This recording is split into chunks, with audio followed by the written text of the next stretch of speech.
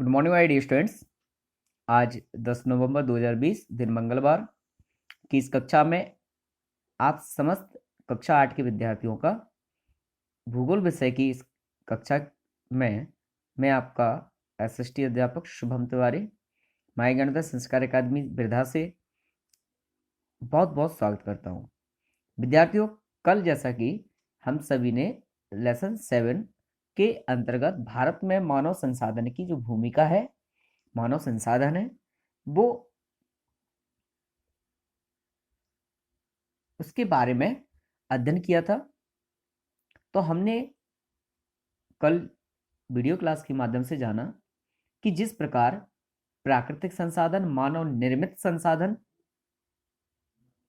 किसी भी देश की भूमिका में अपना भूमिका निभाते हैं, उसी प्रकार से उस देश के मानव भी उस देश की आर्थिक स्थिति, उस देश का विकास और वहाँ के संपूर्ण क्षेत्र में उनकी एक अहम भूमिका होती है, एक अहम कार्य होते हैं। इसलिए मानव को भी संसाधन के अंतर्गत ही माना गया है। तो आज हम इस लेसन के माध्यम से भारत की जनसंख्या, भारत में लिंगानुपात, भारत में जनसंख्या दर, भारत की जनसंख्या का भारत के आर्थिक विकास, भौगोलिक विकास,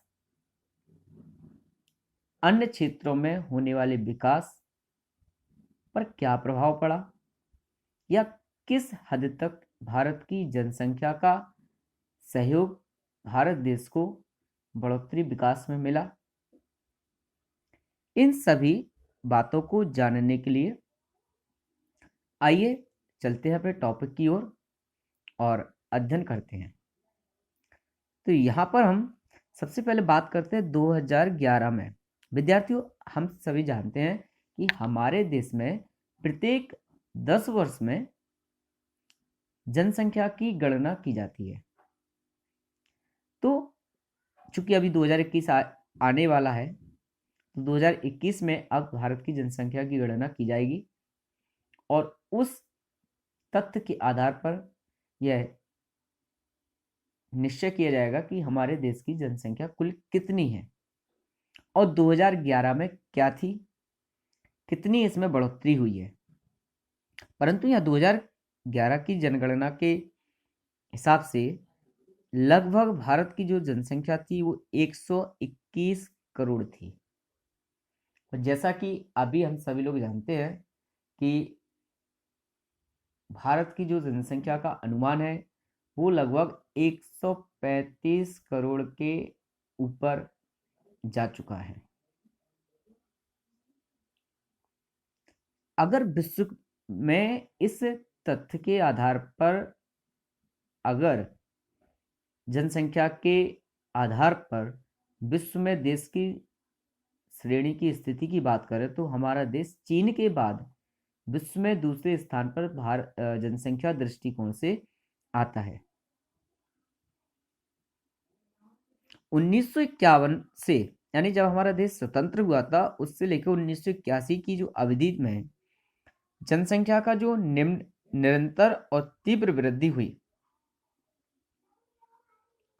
अर्थात इन 30 वर्षों में जनसंख्या में एक अटूट वृद्धि हुई, जिस कारण से आज हम यहाँ इस स्थिति पर पहुंचे।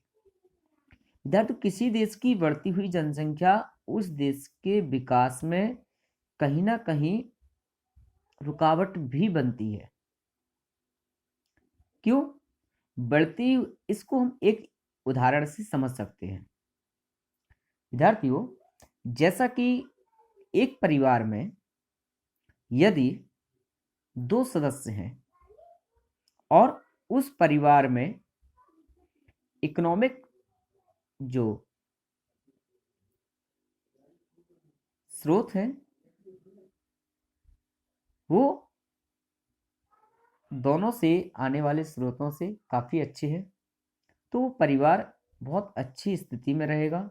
एजुकेशन, आर्थिक भोजन, कपड़ा, रहने के लिए मकान, इन सभी दृष्टिकोण से वह विकास करेगा।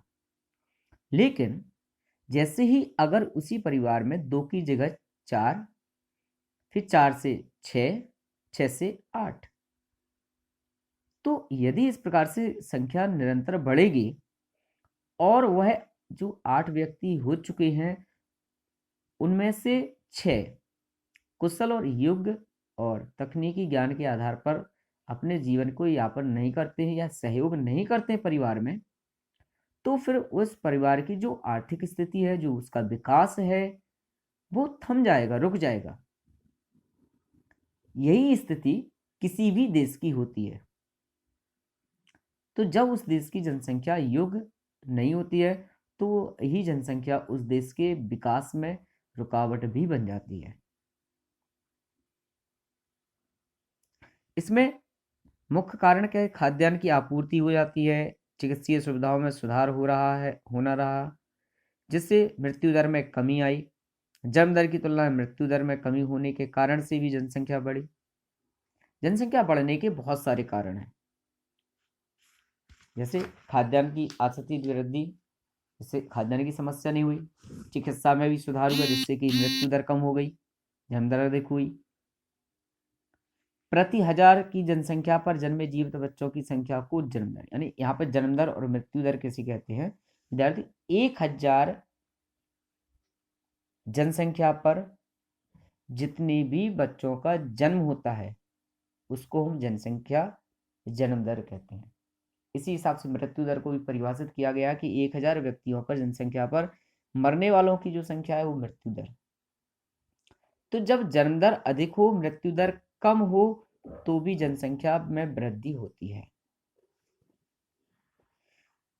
जन्म दर पर नियंत्रण के लिए सरकार ने कुछ योजनाएं बनाई ताकि जन्म दर को कम किया जा सके। जन्म दर कम होगी तो जनसंख्या वृद्धि में हम कमी ला सकते हैं।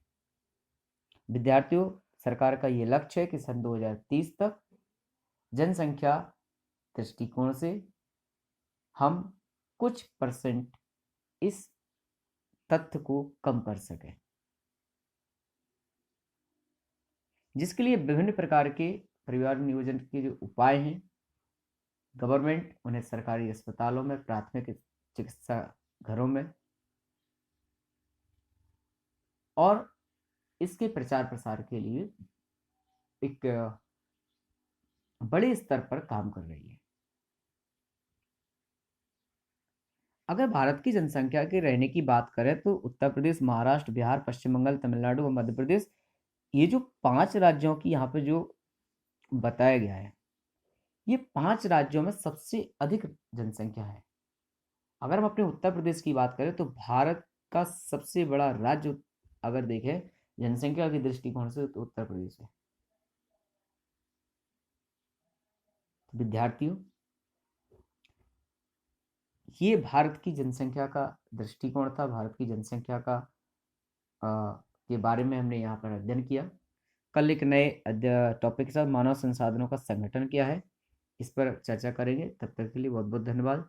Thank you so much. आज की इस कक्षा के लिए बहुत बहुत शुक्रिया।